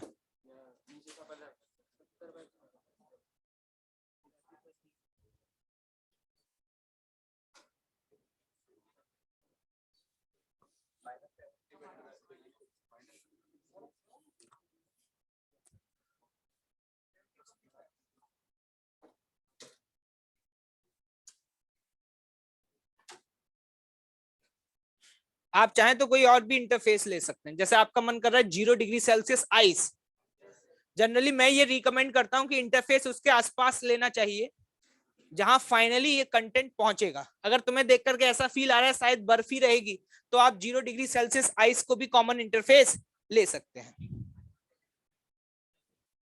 नहीं नहीं, मैं पूछूंगा ना वही देगा, भीड़ में तो सबके हाथ ऊपर हो जाते हैं। हाँ बोलो इज्जत के साथ। हाँ, -35 बाय, और क्या है, आइस। ये बोला जा रहा है कि -35/3 और सिर्फ आइस ही प्रेजेंट है। कुछ लोग तो आइस और वाटर दोनों मिक्स कर रहे होंगे। इसके अलावा और क्या आंसर आ रहा है?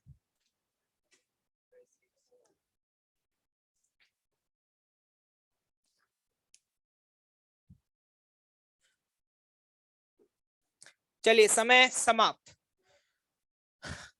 100 ग्राम आइस थी, पहले माइनस ये आइस बनी, फिर इसके बाद 0 डिग्री सेल्सियस पे ही ये वाटर बना। पहले देखते हैं कि यहां पर m S into delta T कितनी एनर्जी है, ये 2500, और यहाँ पे 100 इंटू 80 8000। तो यहाँ पर जब एनर्जी बैलेंस की गई तो जो एनर्जी एब्जॉर्ब हुई वो मेरे पास आई -10,500। भाई साहब इतनी एनर्जी चाहिए अगर 0 डिग्री सेल्सियस वाटर तक इसको पहुंचाना है। इधर देख लेते हैं हमारे पास क्या है। यहाँ पर तो 20 ग्राम पानी को सीधे 0 पे ही ले जाना है, तो इसको तो लिख देंगे m S into delta T, कितना 200। भाइयों गरीबी कुछ ज्यादा ही लग रही है। मामला तुम्हारे जैसा ही लग रहा है, खा तो गए 10,500 लेकिन वापिस करने आए तो बोले भाई साहब बस 200 ही रुपए लेके गए थे, है ना। तो देखे भाई, है ना, ये कहानी बिल्कुल आपसे मिलती जुलती ही लग रही है। एब्जॉर्ब तो कितना कर गए, डकार कितना गए, 10,500, लेकिन जब देने की बारी आई तो कितना दिया भाइयों, 200। कुछ ज्यादा ही घाटा नहीं हो गया भाई? लेकिन ऐसा थोड़ी, अब ये जो घाटा हुआ है बाहर से कहीं से भरपाई होगी, ये घाटा तो इन्हें आपस में ही मिलकर के बर्तन धो करके देना होगा। देखिएगा ध्यान से, अब मैंने एनर्जी बैलेंस की, मैंने कहा एनर्जी बैलेंस शीट बनाओ, तो वो बनाई तो देखा कि -10,300। तो इतना है, और अभी बोल सकता हूं इतनी एनर्जी और टोटल 120 ग्राम water eight 0 degree Celsius. 10,300 minus है प्लस माइनस, तो इसी से लेना पड़ेगा ना भाई, बाहर से थोड़ा ना कोई आएगा वसूली करने। तो इस सिस्टम से बाहर निकाली 10,300। सोचो, थोड़ा सा दिमाग चलाओ। 120 ग्राम आइस को पूरा, सॉरी पानी को पूरा अगर आइस में कन्वर्ट करना है तो 120 इंटू 80, 9,600। भाइयों ऐसा लग रहा है उसके बाद भी वसूली नहीं हो पाई है पूरी, घाटा कुछ ज्यादा ही हुआ है क्या? मतलब पूरा का पूरा भाई पानी आइस में बन चुका है, मतलब 120 ग्राम आइस बन चुकी है 0 पर, लेकिन उसमें भी एनर्जी कितनी गई है? ये कैसे आया? 120 इंटू 80 लिख देता हूं, नहीं तो बाहर आके कहेंगे कि सर आप स्टेप्स स्किप कर देते हैं। 9,600। अभी भी घाटा कितने का है? तो 700, मतलब इसको पीछे लेकर के जाएगा ना, इसके बाद ये आइस पीछे चलेगा आगे चलेगा, तो हम ऐसे लिखेंगे 120 एम एस, लेकिन अब याद रखना एस केवल 1 नहीं, into delta T is equal to 700। ये 700 कैसे आया समझ आ रहा है? 10,300 माइनस 9,600, इसके बाद यहां से डेल्टा टी की वैल्यू आ जाती है 30। तो इसका मतलब फाइनल जो टेम्परेचर है वो आ जाएगा -35/3 डिग्री सेल्सियस। सर बिल्लू से पूछा जाए क्या है उस डिब्बे के अंदर, तो कहेगा सिर्फ और सिर्फ आइस प्रेजेंट है। कहां पर? माइनस। कब आगे जाना है कब पीछे जाना है, क्या ये सारी चीजें समझ आ रही है? क्या ये सवाल कोई टफ है क्या? मार्केट में बोला जाता है मिक्सिंग के सवालों को करने के लिए अलग ही लेवल के कॉन्सेप्ट लगाने पड़ते हैं, हमें तो लग रहा है ये तो वसूली वाला काम है भाई, कितना आया और कितना गया। क्या भाई क्लियर है क्या? कोई कॉन्सेप्ट है क्या इसमें? कुछ भी नहीं है, बस ये याद रखना कि आगे जाएगा या पीछे जाएगा। चलिए एक सवाल और करेंगे क्या? इस बार पानी, बर्फ और धुआं सब मिलाएंगे एक साथ, कोई दिक्कत वाली बात नहीं है।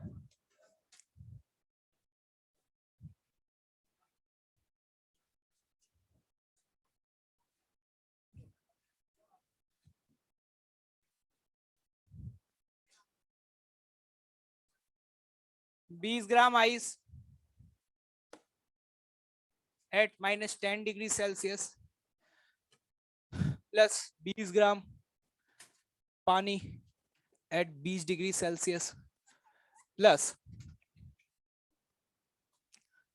10 ग्राम, 10 रहने दो, 5 ग्राम स्टीम एट 100 डिग्री सेल्सियस।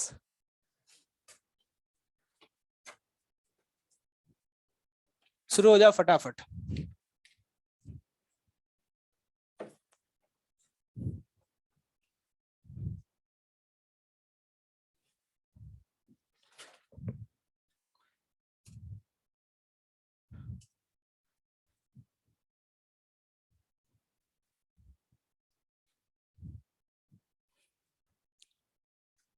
जिसका आंसर आ जाए वो सिर्फ हैंड रेज करना, ठीक है? बोलेगा कोई कुछ नहीं।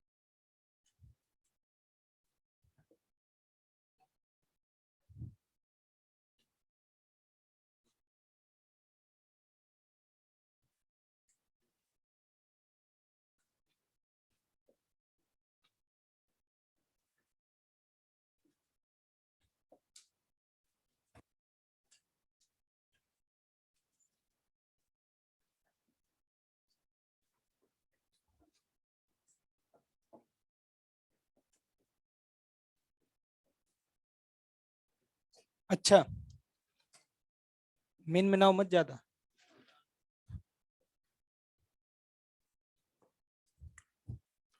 कितने लोगों का आ गया? क्या आ रहा है भाई बताओ? क्या क्या 380/9 क्या आ रहा है? सिर्फ पानी है क्या? धुआं खत्म? बर्फ भी खत्म?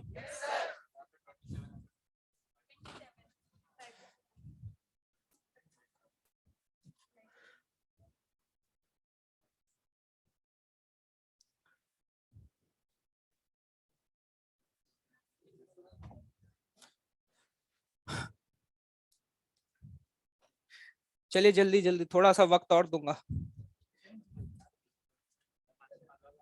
अलग आ रहा है? तुम्हारा क्या आ रहा है बताओ? क्या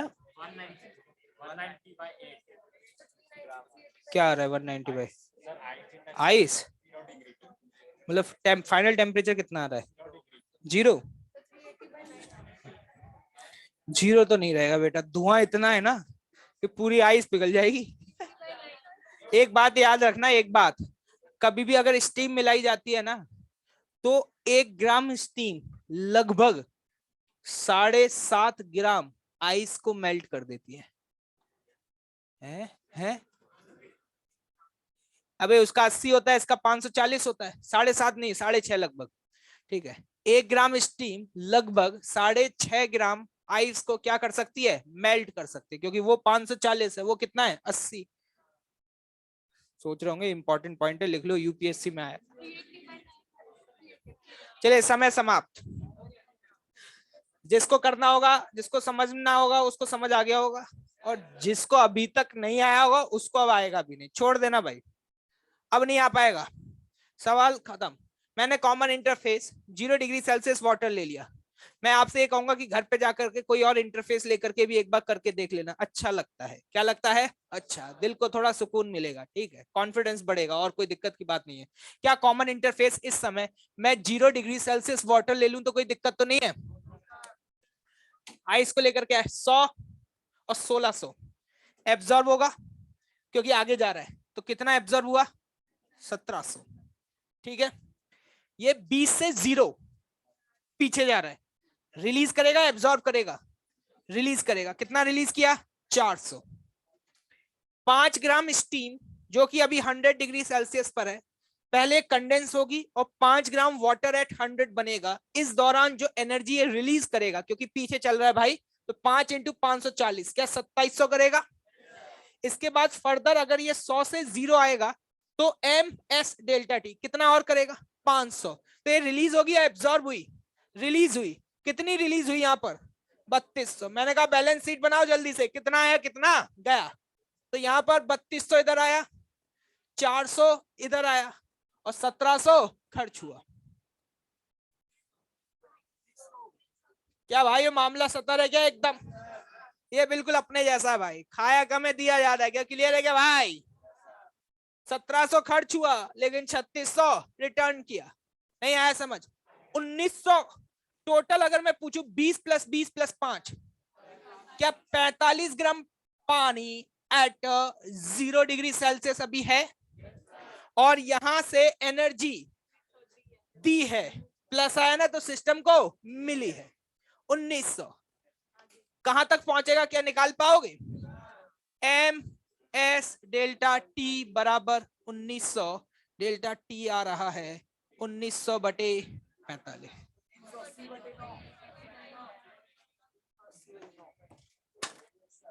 क्यों भाई पीछे ले गया था, इधर आजा अभी तुझे बताते हैं क्या कर पाओगे। क्या ये सवाल तुम्हारे लिए टफ है क्या, क्या कुछ ज्यादा ही आसान नहीं है। ठीक है ओके थैंक यू, यहीं पे क्लोज करेंगे। होमवर्क लिख लीजिए भाई।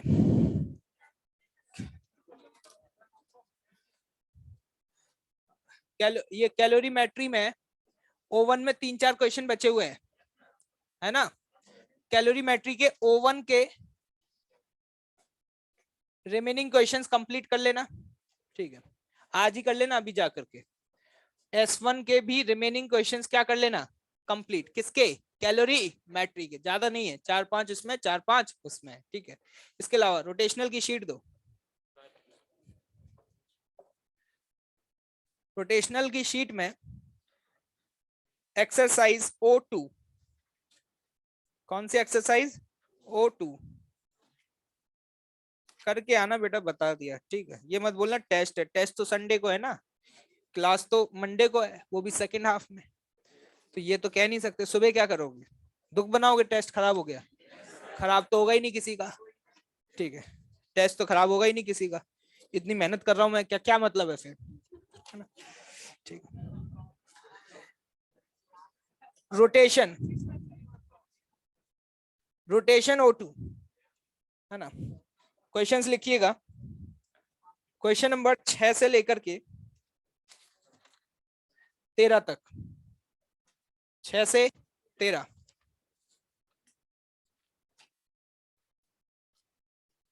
इधर तो ये सब हो ही चुके हैं, इसके बाद O2 आई थिंक कंप्लीट हो जाएगी बस।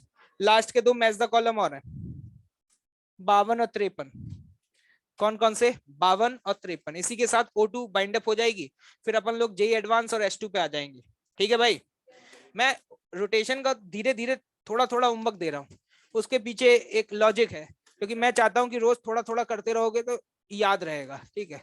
अदरवाइज तो तुम्हें भूलने में ज्यादा वक्त नहीं लगता, तुम चीजों को याद रखना ज्यादा पसंद नहीं करते, याद तो बस एक ही चीज को करते हो तुम।